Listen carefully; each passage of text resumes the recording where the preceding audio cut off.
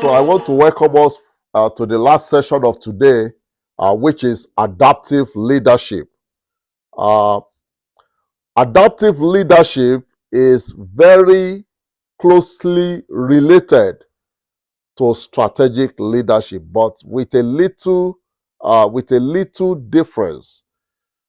So, if you want to understand what adaptive leadership is, adaptive leadership is your short-term strategies for winning the long-term distance or long-distance race arising from gaining fresh perspective of your destination.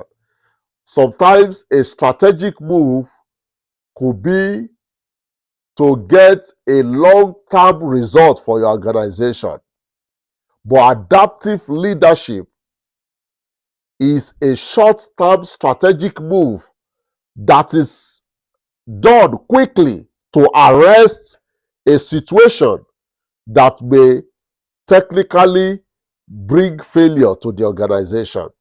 So that is the slight difference between adaptive leadership and strategic leadership. Now, when I look back to my early years when I was much younger, particularly during the 20th century, for those of us who are lucky to be aware of what was happening in the 20th century. I know some of you might have been born at that time, but may not necessarily have a very strong awareness of what the 20th century looks like. I will tell you a bit of difference between what happened in the 20th century and what we are currently witnessing in the 21st century. Now, in the 20th century, through my observation, and if you have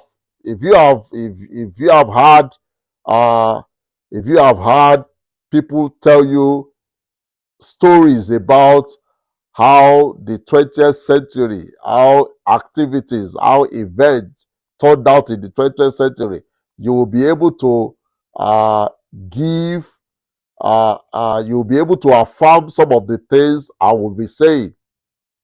The 20th century, there is a marked difference between how organizations and businesses were conducting their businesses during that era than the way organizations and businesses are conducting businesses today. In the 20th century, things are much more slower and a little bit predictable. But in the 21st century, which is obviously your own century, things are a little bit fast-paced. Not even a little fast-paced. Things are actually fast-paced. You have to get things done quickly. If not, you see people, they will leave you behind. Now, I remember in 1996 or 1997, I think 1996, I remember trying to put down some plans for myself. I said, okay, this is what I am going to be doing at so time, at so year, at so age. This is what I'll be doing. After doing this, I will move to this activity. But do you know something? By the time we got into the 21st century, I just suddenly realized it is impracticable for you to say you want to have a 20 years plan, for example, or a 30 years plan. But that doesn't mean you shouldn't look into the future. But even if you are looking into the future, the plan that you have for 30 years today is not going to be exactly, or you are not going to execute it exactly the way you have imagined it today. And that is the point I'm trying to get out for you. That whatever you imagine today that you probably want to do in the next 5, 10 or 15 years is not going to be carried out exactly the way you have imagined it today. And this is where adaptive leadership is very, very important. And if you are not an adaptive leader, if you don't know how to adapt to situation and change strategies, when you notice that things are not the way it should be, or by your observation of how events are going to turn out, if you don't know how to adapt to situation, you are going to be left in the cold. And I'm sure you must have heard about companies like Kodak. Some of us must have heard about Kodak. Kodak was a photographic a photography company that was, in those days, Kodak was all over the place.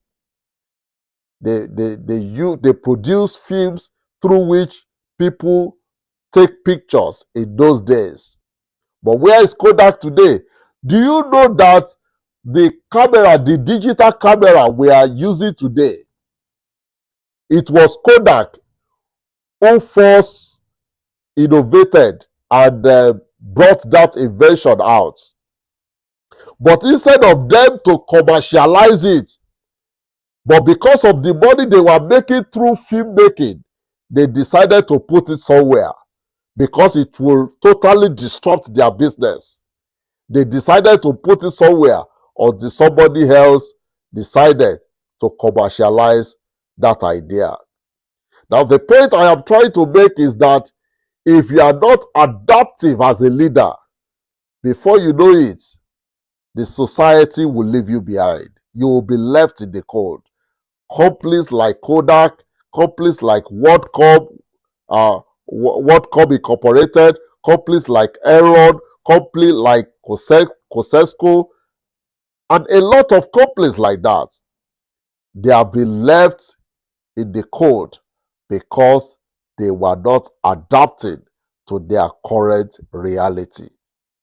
So for you to be an adaptive leader, it is you understanding what your current reality is and then changing your tactics or you're changing your strategy to adapt to that current situation. Now, I'm sure you must have heard this statement, and I believe that is very, very popular in every culture all over the world. You have heard about people saying change is inevitable. Change is inevitable.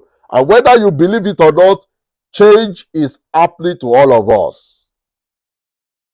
And if you are not ready to move with the flow, you will be the only one left behind.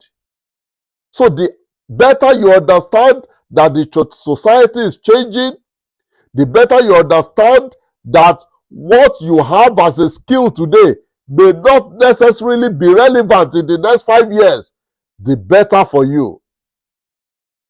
When you keep thinking that you are going to be relevant for life without changing your approach to life, you will suddenly wake up one day and discover that you have been left in the stone age.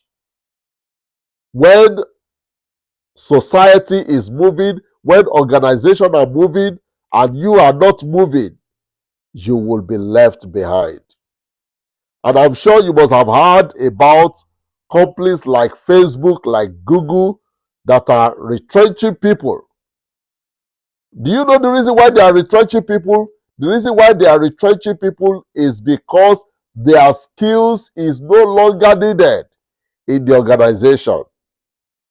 They've been able to find a way out to do those things without necessarily employing those people anymore. And that is why you need to continue to adapt to situation, to your reality as a leader, so that you are always relevant under any circumstances. When an organization refuses to change, they are replaced by other, more vibrant businesses that are amenable to change. The crucial point I want to make is that for you to lead a change in any type of organization in the 20th century, it was dramatically different from how a change is being conducted today in the 21st century. In the 20th century, things were much more slower. So organization can afford to do 5 years plan, 10 years plan, 15 years plan, because the rate of change during that era was slower. But now, an organization cannot afford to rely on even on a 5-year plan. Even within a year, things changes. By this time last year, nobody really knew the impact of AI, even though we've always known that it was coming. But it wasn't that very impactful on the society. But fast forward, by November last year, AI had already become a big thing. And in fact, a lot of apps have started implementing, have started integrating AI into their software. So you need to understand that the way businesses are conducted in the 20th century is not exactly the way it is now being conducted in the 21st century. And that is why, as a transformational leader, you need to be adaptive. So what is adaptive leadership? How can you wrap your hand around the idea of an adaptive leader? Adaptive leadership is an idea that was first pushed out by Ives, and he alluded to the practice of medicine, which involves the idea of diagnosis and prescription. That is exactly the way to practice medicine. It is the information you give to your doctor that will determine how smart your doctor is. If you don't give your doctor a good information, your doctor is not going to help you. That is what adaptive leadership is. You must be able to diagnose the problem. And we also said the same thing about strategy. If you don't do a proper diagnosis, there is no way you can make the right prescription. So for adaptive leadership to be effective, the first thing you need to do is to understand the problem. You have to diagnose what the problem is. And this is the way Ives has been able to lay it out. He said carrying out an adaptive leadership is like for you staying in a balcony, getting on the balcony above a dance floor, and then you take a fresh perspective and just look at things. You look at things the way things are going in the dance floor, and then being able to understand what the problem is, and then coming up with a solution to be able to solve the problem. So the central idea here is for you to make a mid-course adjustment or adopt a short-term strategy to the happenings within your organization rather than wait until there is a major crisis. And adaptive leadership doesn't wait for the organization to have a total crisis before you begin to look for solution. Adaptive leadership is preempting if there is going to be a crisis and then providing the appropriate solution to that crisis you have preempted. Now let's talk about fact about stability thinking, which is what was prevalent in the 20th century as against design thinking, which we are going to look at later on. Now, these are the facts about stability thinking. Stability thinking, which, like I said, was prevalent in the 20th century, is a product of slow organizational change. It was okay during that era, but let me tell you, it is not okay today. Things are much more faster today. So you cannot afford to be saying you want to stabilize things. No. What you need is flexibility and adaptability. Another fact about stability thinking is that it was the hallmark of the 20th century, which was fine with that era.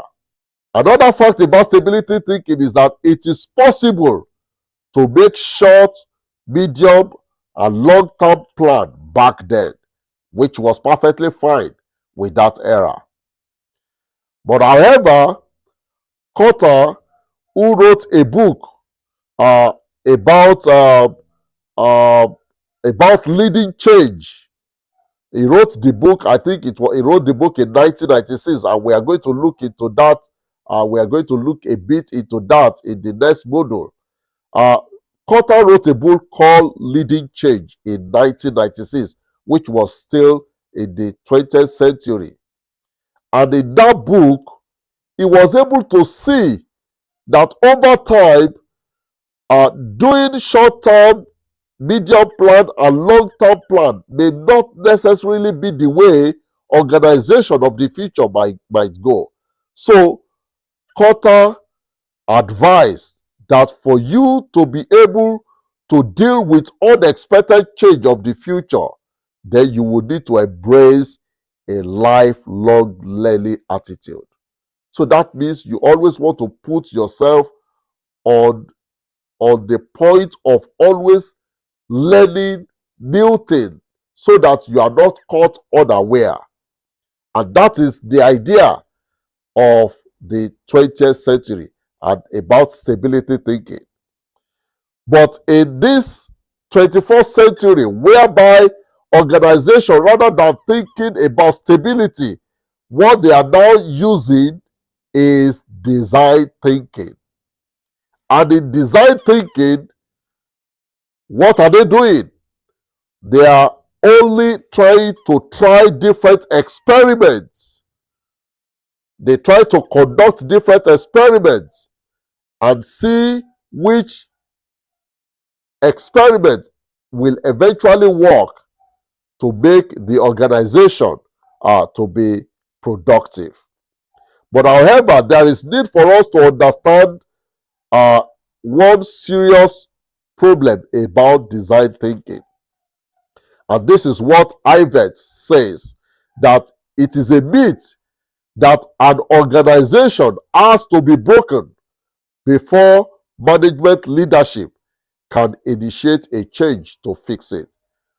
You don't have, the organization does not have to get into a major crisis before you begin to fix it.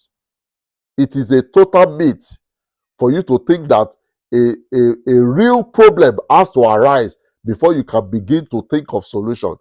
What Ives is trying to say is that before the problem occurs, you are already preempting it and you are already providing solution. You are already adjusting your solution in such a way that it helps you to get to your destination. Another thing about design thinking in practice is that design thinking does not promote rigidity in implementing a magical business idea. I know in those days, when you want to go to a bank to ask for a loan, I know some banks still do it today. They will ask for your business plan. They will ask for your feasibility study. But to tell you the truth, those things are not workable in this generation again. Because what you think is visible yesterday may not be visible today again. And this is where design thinking is very, very important.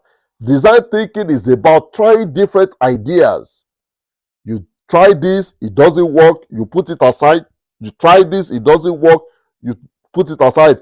Through that process of trying different things, you are able to know what works and what does not work. And that is the essence of design thinking. It is like putting in a lot of effort until you are able to get that which is able to get you a breakthrough result in your organization. So design thinking it does not promote rigidity in implementing a magical business idea in an organization, but it is willing to adapt, readjust, and continuously change business plan until success is attained. Another fact about design thinking is that you have to adapt your leadership to your current reality by exploring different options available to you. That is another thing about design thinking. You have to adapt your leadership to your current reality so that by exploring different options that is available to you. Now, let's try and bridge the gap between 20th century and 21st century strategy. Now, in Cotter's book, Leading Change, which was written in the 20th century, I think 1996 precisely, it was assumed that organizational change are only necessary when an organization is on the brink of collapse. That is the idea of the 20th century, that you only need to implement a change in an organization when an organization is about to die. But in contrast, Ives' book, which was written almost a decade into the 21st century, that is Adaptive Leadership, that was written by Ives. Ives understood the dynamism that now exists in an organization, and he proposed adaptive changes and leadership style. And as a leader, he stated that you should occasionally step onto the balcony to observe what is going on in your organization and then design an intervention plan which you can administer mid-course in the organization's life or midway in the organization's life. So you are always, you are always stepping aside and looking at how activities are going on within an organization, and then be able to come up with an intervention plan so that you quickly arrest the problem before it escalates. Now, to conclude, I would like to conclude by quoting what Joel Baker says. Joel Baker says, "Neglect the future, and no one will thank you for taking care of the present. It is one of the hardest lessons for any leader to learn. The future is where you belong most of the time." Joel Baker. So I think we have come to the end of the second lesson. I know it's so brief, but it's just a little extension of the strategic leadership that we learned earlier on.